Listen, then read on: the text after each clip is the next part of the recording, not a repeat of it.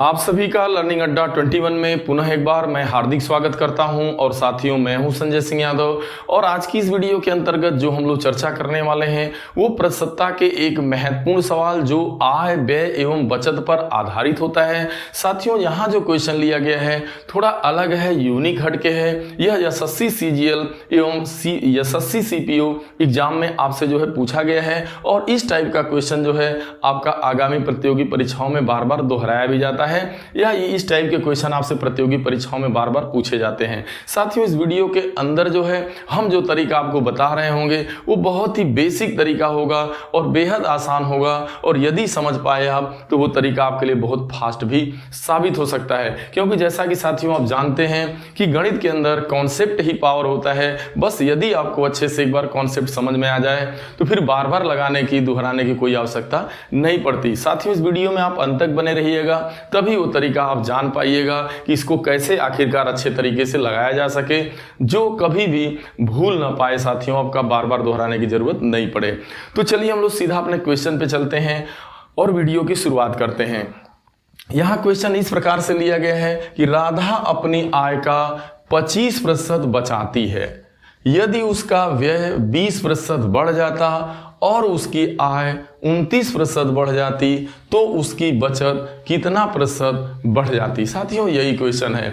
तो जब भी आय, व्यय एवं बचत वाला क्वेश्चन आए आपका तो इसका बहुत ही बेसिक सा, बहुत ही साधारण फंडा होता है कि देखिए आय है, व्यय है एवं बचत है। तो आय में ये दोनों चीजें शामिल होती है, यानी आय जो होती है उसमें व्यय भी होता है और उसी में बचत भी होती है। यानी यूं कहा जाए कि आय बराबर होता है बचत, व्यय प्लस बचत, यानी खर्चा और बचत जोड़िएगा तो आय आ जाएगा। अब चलिए हम लोग इस क्वेश्चन में देखते हैं कि जो हमारा पहला कंडीशन है उस पहले कंडीशन में मात्र एक चीज शो हो रही है। वो ये शो रहा है कि राधा अपनी आय का 25% बचाती है। यही पहली स्थिति है, यानी हमें केवल आय का यानी कितना वो बचत दिया गया है, यानी आय का 25% बचाती है। यानी सिर्फ हमें यहाँ पे बचत मालूम है, ना ही खर्चा मालूम है, ना ही आय मालूम है पहली स्थिति में। जब हम लोग दूसरी स्थिति में जाते हैं तो यहाँ पर ये पता चलता है कि खर्चे को 20% बढ़ाया जा रहा है और उसकी आय को भी 29% बढ़ाया जा रहा है। यहाँ दोनों में वृद्धि दर्ज की जा रही है। तो आपका कह रहा है बचत में कितना प्रतिशत की वृद्धि होगी। तो साथियों, हम सबसे पहले स्थिति नंबर 1 पे चलेंगे और वहां पे आपको एक बेसिक सा काम करना है। आप सिंपल तौर से यहाँ आय लिख लीजिए और यहाँ पे आप जो है आय के बाद व्यय लिख लीजिए और व्यय के बाद आपको बचत लिख लेना है। बस इतना काम करना, आय, व्यय, बचत। अब स्थिति 1 में क्या दिया है जरा देखिए। स्थिति 1 में मात्र यही चीज दिया है कि वो क्या कर रहा है कि 25% बचा रहा है आय का। हमें आय मालूम नहीं है तो हम यहाँ आय को 100 मान लेंगे। इस 100 मान लेंगे कि माना भाई उसकी जो आय पहले थी ना वो 100 रुपये थी, यानी 100 थी, आपकी कमाई 100 थी। गणित में 100% में 100 मानना जो है एकदम बिल्कुल प्रतिशतता के सवाल को आसान बना देता है। तो जैसे ही आप आय को 100 मानिएगा तो आय का 25% बचा रहा है, यानी 100 का 25% करिएगा तो 25 आएगा।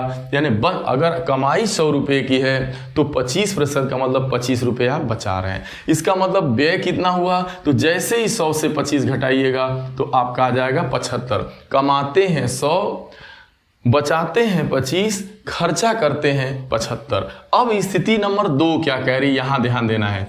जो सेकेंड स्थिति है साथियों वो ये कह रही है कि उसका व्यय 20% बढ़ जाता है। यानी जो व्यय है ना, जो खर्चा है ना, वो पहले से 20% क्या करता है, बढ़ जाता है।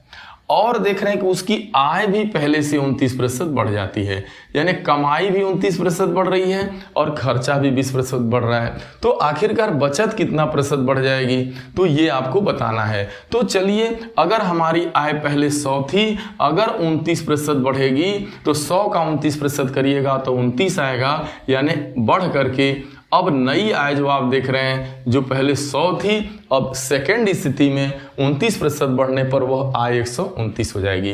अब आय के बाद आप चलिए व्यय पे। व्यय कितना बढ़ रहा है भाई, 20% बढ़ रहा है। तो पहले व्यय कितना हो रहा था 75 रुपये, अब 75 रुपये पहले हो रहा था, लेकिन अब उसे उसका 20% बढ़ा दिया जाता है। तो जब भी 20% बढ़ेगा तो 100 में 20 जोड़िएगा तो 120/100। देखिए क्यों हो रहा है भाई, या तो आप काम कर सकते थे कि 75 का 20% निकालिए, जितना आता 75 में जोड़िए, और दूसरा तरीका डायरेक्ट ये होता है कि जो ये खर्चा था अपने आप में व्यय 100% था ही, अब वो 20 बढ़ गया, यानी मूल का 120% कर दीजिए तो वो डायरेक्ट माना जाता है। तो ये हो जाएगा 20 छक्का 120, 20 पाँचे 100, और हो जाएगा 15 पाँचे 75। 15, तो ये आप देख कर पा रहे हैं 15 पाँचे 75 और 16 छक्का 90। तो आप देख पा रहे हैं भाई कि अब जो व्यय है वो पहले 75 था, जब 20% बढ़ाइएगा तो 90 आ जाएगा। अब ध्यान में रखना है कि भाई अब ये देखिए कितना वो बचा रहा है भाई, बचत। तो देखिए 129 की कमाई हो रही है, 129 कमा रहे हैं और 90 रुपया खर्चा कर रहे हैं, तो कितना बचा रहे हैं भाई 39 रुपये बच रहा है, घटाइएगा तो। अब यानी यहाँ पे 39 आ गया भाई।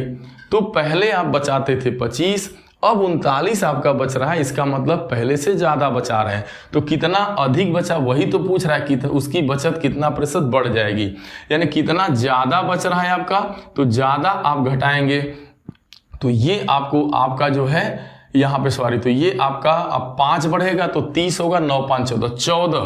पहले से देखिए 25 से 39 से 25 घटाइएगा तो आपका कितना आ जाएगा 14।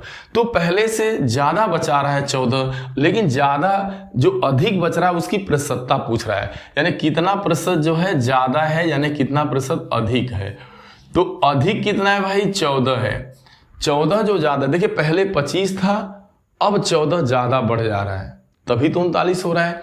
तो बढ़ा कितना, वृद्धि हो रही है 14 की, किसके सापेक्ष 25 के सापेक्ष। भाई पहले तो 25 था ना, 25 के सापेक्ष ना 14 बढ़ा है, तो इसलिए 100 के सापेक्ष कितना बढ़ेगा, क्योंकि आपसे प्रतिशतता पूछ रहा है। तो बस 25 चौको 100 और 14 चौको 56%। तो आप देख पा रहे हैं कि जो वृद्धि हो जाएगी, पहले से जो वो बचा रहा है, पहले से कितना प्रतिशत ज़्यादा बचा रहा है, 56% ज़्यादा बचा रहा है। साथियों यही आपको करना था, बस ये आंसर आ गया। तो बहुत ही बेसिक तरीके से है। इसमें देखिए बचत का प्रतिशत दिया था 25% पहली स्थिति में, आप आय 100 मान लीजिए, तो 100 का 25% करिएगा तो 25 आएगा, और व्यय की 100 से 25 घटाइएगा तो 75 खर्चा हो रहा था। अब आय पहले से 29 बढ़ रही है, तो इसका मतलब 129 हो जाएगा। 75 खर्चा पहले था 20 बढ़ गया, इसका मतलब 75 का 120% करिएगा तो 90 आएगा। अब घटा लेंगे, कमाई से खर्चा घटाएंगे, बचत आएगा। तो अब आप देख पा रहे हैं कि बचत कितने की हो रही है 39, पहले बचाता था 25, अब बचा रहा 39, इसका मतलब पहले से 14 ज़्यादा बचा रहा है। तो पहले से 14 ज़्यादा बचा रहा है, पहले कितना बचाता था 25, तो 25 में 14 ज़्यादा है ना भाई, देखिए ज़्यादा 14 है किसके सापेक्ष 25 के, तो 14 25 में 14 बचा रहा है ज़्यादा, तो इसका मतलब 100 में कितना, ठीक है। तो बस यही आपको करना था, वृद्धि निकल जाए। अब अगला क्वेश्चन हम लोग नेक्स्ट देख लेते हैं।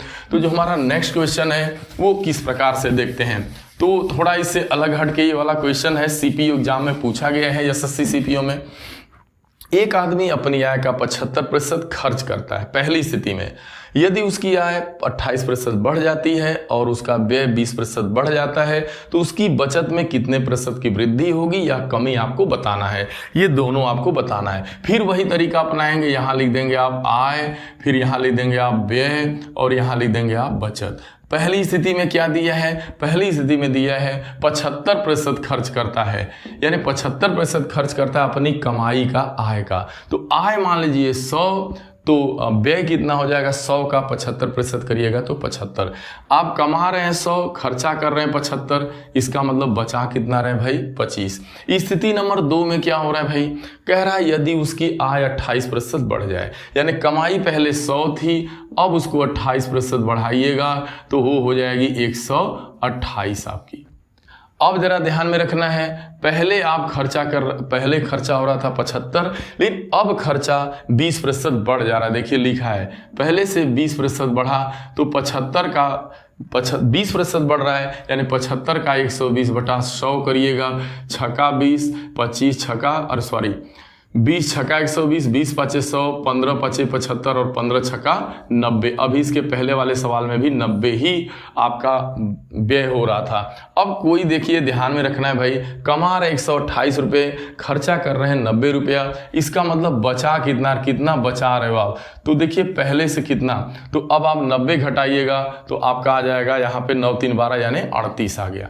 तो पहले आप 25 बचा रहे थे, अब 38 बचा रहे हैं, इसका मतलब पहले से कितना ज़्यादा बचा रहे हैं, यानी कितना वृद्धि आपकी। अब यहाँ वृद्धि हो रही कमी, भाई 25 से 38 हो रहा है, इसका मतलब वृद्धि हो रही है। तो जैसे ही आप घटाइएगा तो अब यहाँ पे आप देखेंगे कि 3 13 हो जा रहा है। देखिए 38 से जैसे ही आप 25 घटाइएगा तो आपका कितना आएगा 13।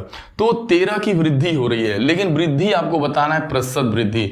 तो प्रतिशत आपसे वृद्धि पूछ रहा है, तो बस 13 अब बटा, देखिए 25 के सापेक्ष 13, देखिए 25 थी अब 38 हो गई, यानी कितना ज्यादा है 13 ज्यादा, किसके सापेक्ष 25 के सापेक्ष। देखिए मूल के सापेक्ष ही वृद्धि या कमी देखी जाती है। यहाँ मूल क्या है भाई, मूल बचत 25 है, 25 है तो 13 बटा 25 अगुड़े क्या कर देंगे प्रतिशत के लिए तो 100। तो 25 चौको 100 और 13 चौको 52% वृद्धि दर्ज है। यहाँ दिया है 13 की वृद्धि, 13% की कमी, 52% की वृद्धि, 52% की कमी, तो 52% की वृद्धि हो गई। यही बहुत ही बेसिक सा तरीका है लगाने का साथियों। लेकिन यदि आप इसको अच्छे से माइंड मैप इसका कर लिए तो इस टाइप के क्वेश्चन जब भी आएंगे तो बहुत ही रफ्तार के साथ आप ऐसे क्वेश्चन को लगा पाइएगा, क्योंकि ऐसे क्वेश्चन को लगाने का जो मैंने ये मूल तरीका बताया साथियों यही होता है। तो मैं उम्मीद करता हूं कि ये वीडियो आप सभी को जरूर पसंद आया होगा साथियों। यदि पसंद आए तो इसे अपने लोगों में शेयर जरूर करिएगा, कमेंट करिएगा और लाइक एवं सब्सक्राइब करिएगा चैनल को साथियों। और इसी आशा एवं उम्मीद के साथ हम मिलते हैं अगली वीडियो में। तब तक के लिए आप सभी को बहुत बहुत धन्यवाद।